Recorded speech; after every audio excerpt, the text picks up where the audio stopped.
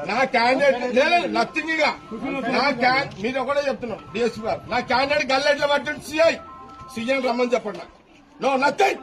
CM రమ్మని చెప్పండి ఎందుకంటే జరగా పోలింగ్ ఆపేస్తున్నా నేను పోలింగ్